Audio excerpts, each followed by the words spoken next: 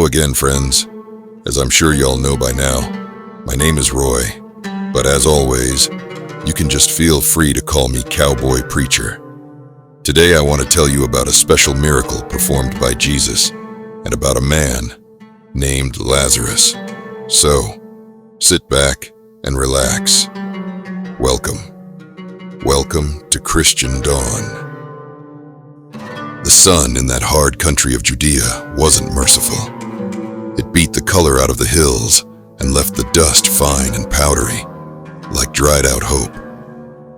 I've seen that kind of dust settle on a man's boots and into his soul, leaving everything parched and simple. This is a simple story, but it cuts deep, like a deep rut worn by sorrow.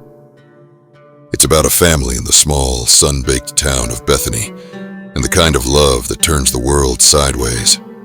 This man, Jesus, the one folks called the Christ, though he was just a carpenter's son who smelled like road dust and sweat to most, he had friends in Bethany, a family, Mary, Martha, and their brother, Lazarus.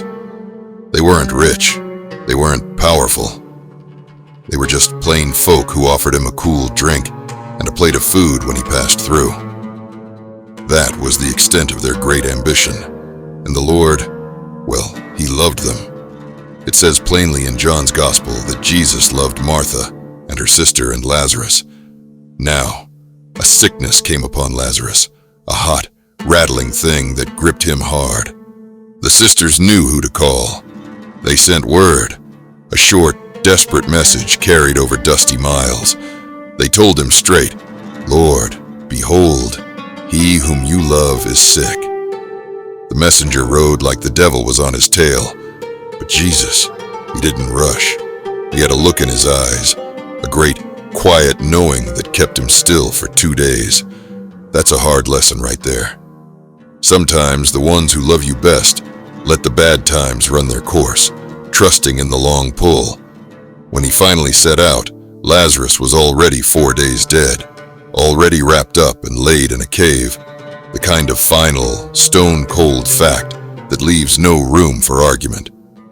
When Jesus finally drew near Bethany, Martha came running, her face streaked with dry tears and the frustration of heavy grief. She was a practical woman, Martha. She looked at him with the honest anger of a friend let down and told him the truth of the world. "Lord, if you had been here, my brother would not have died." Mary, when she saw him, collapsed the same way, speaking the same heavy words. That's when the great, deep love Jesus carried came right out and broke him. He saw the sisters' raw, uncomplicated sorrow. He saw the crowd weeping because that's what folks do when death sits on the porch. He didn't just feel sorry for them. He was deeply moved and troubled in spirit. Right there, amongst the mourners, the Son of God stood, and the human ache for his friend was too much for the man he was. The shortest verse in the whole book is the most powerful. It tells the whole story of a true friend's heart laid bare. Jesus wept. He didn't weep for the difficulty of the task ahead. He wept because he loved them, and he hated to see the pain death inflicted. That's the core of it. Not the miracle, but the love that hurt him enough to cry on the dust of the road. He walked to the tomb, a stone laid over the mouth of it like the stopper in a bottle of hard truth. He told them to take the stone away, and they warned him of the smell, of the corruption 4 days gone. But he wasn't listening to the facts of the world anymore. He gave thanks to the Father, looked at the dark maw of the cave, and called out a command that split the reality of the world in two. "Lazarus, come out." And he did. He came out, bound hand and foot with grave clothes, walking slow, like a man waking from a deep, difficult sleep.